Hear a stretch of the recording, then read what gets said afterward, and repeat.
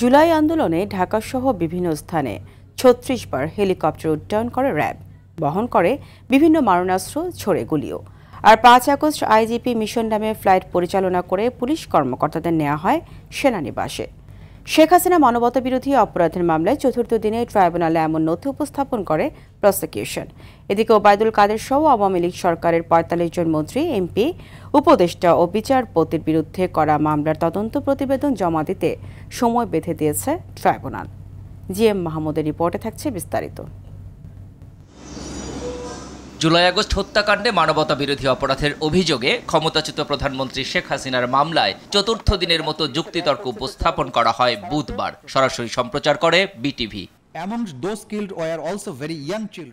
বিচারপতি গোলাম মর্তুজা মজুমদারের নেতৃত্বাধীন ট্রাইব্যুনাল ১-এ এদিনও রাষ্ট্রপক্ষে যুক্তি উপস্থাপন করেন চিফ প্রসিকিউটর তাজুল ইসলাম। যে র্যাবের হেলিকপ্টারগুলো অত্যন্ত নিচু দিয়ে ওড়ার কারণে এই ফ্লাইটগুলোতে যেসব অফিসার এবং সৈনিক যারা ফ্লাইটের মধ্যে ছিলেন তাদের প্রত্যেকের মোবাইল নাম্বার সংশ্লিষ্ট মোবাইল টাওয়ারগুলোতে রেকর্ডেড হয়ে যায়। ১ জুলাই থেকে টোটালি তথ্য আছে ৩৬টা ফ্লাইট।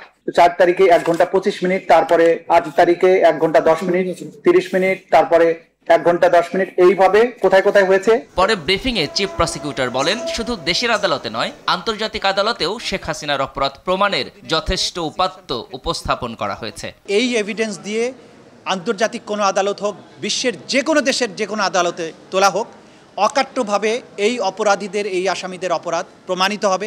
এই নির্দেশ এবং নির্দেশের এক্সিকিউশন এবং এটা যে একটা সুনির্দিষ্ট কাঠামো ফলো করে সুপিরিয়র কমান্ড থেকে অর্ডার আসা, তার নিচের টায়ারে, তার নিচের টায়ারে, তার নিচের টায়ারে, সমস্ত কিছু অকাট্যভাবে প্রমাণিত হয়েছে। এদিন ট্রাইব্যুনাল ২-এ সাভারের আশুলিয়ায় ৬ লাশ পোড়ানো মামলায় ১১তম দিনের সাক্ষ্য গ্রহণ হয়। এছাড়া মানবতা বিরোধী অপরাধের মামলায় শেখ হাসিনা সরকারের সাবেক মন্ত্রী, এমপি সহ ৪৫ জনের বিরুদ্ধে দায়ের হওয়া মামলার তদন্ত প্রতিবেদন ৮ ডিসেম্বরের মধ্যে দাখিলের নির্দেশ দেয় ট্রাইব্যুনাল ১। সেই সঙ্গে চট্টগ্রামের ছাত্রদল নেতা ওয়াসিম সহ ৩ জনের হত্যা মামলায় চট্টগ্রাম ৬ আসনের সাবেক এমপি এবিএম ফজলে করিম চৌধুরী ও অন্য মামলায় চট্টগ্রামের সাবেক পুলিশ কমিশনার মোহাম্মদ সাইফুল ইসলামের বিরুদ্ধে প্রোডাকশন ওয়ারেন্টের আদেশ দেওয়া হয়।